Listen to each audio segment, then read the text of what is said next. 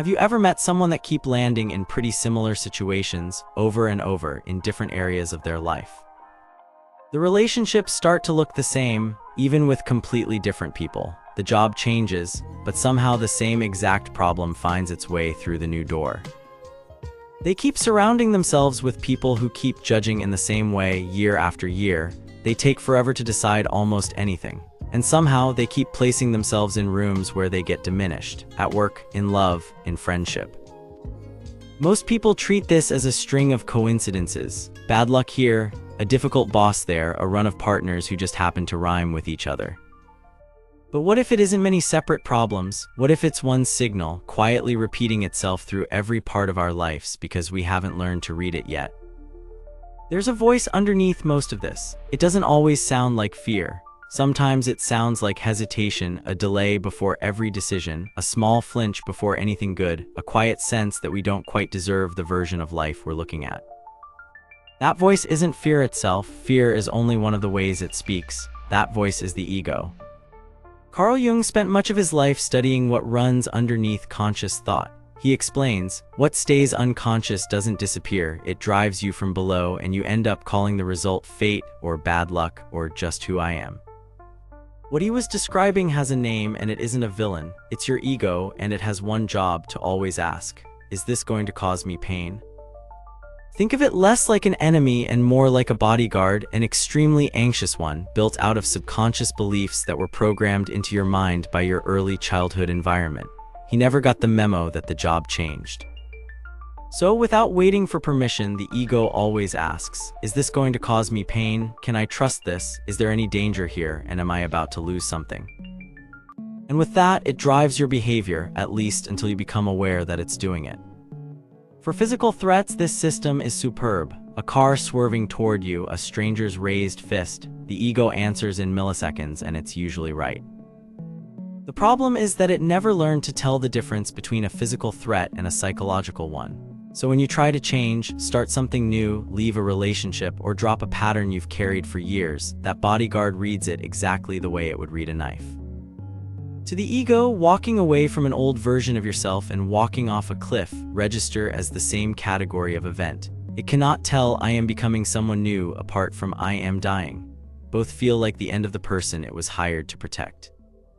This is why the sabotage shows up especially in good situations. Consider the freelancer who lands a promising lead and then, in the back of his mind, hopes the client cancels the call.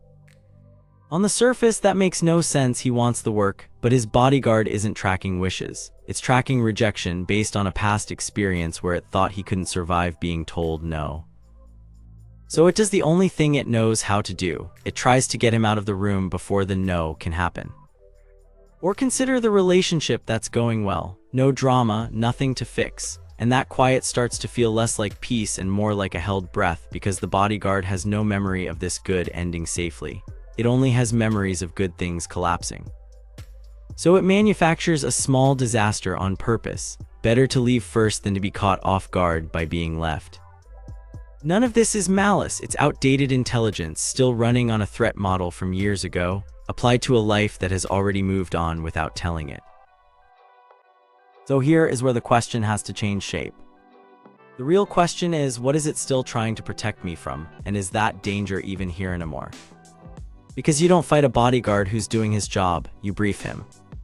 Somewhere, a child learned, when I fail, I get humiliated. Years later, an adult stands at the edge of something worth trying, and a voice simply says, don't. Not because the humiliation is coming, because that file was never updated.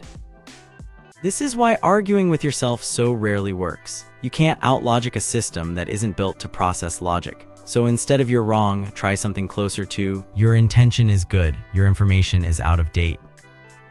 But here's the part almost no one tells you. That sentence on its own doesn't change anything. Understanding the ego intellectually doesn't quiet it.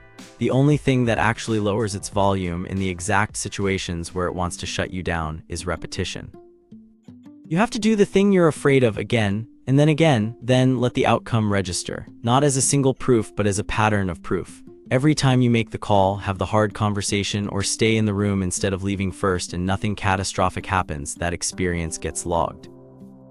And it's the accumulation of those logged experiences, not a single insight, not a clever argument, that eventually tells your ego, this is safe now. You don't have to protect me from this anymore.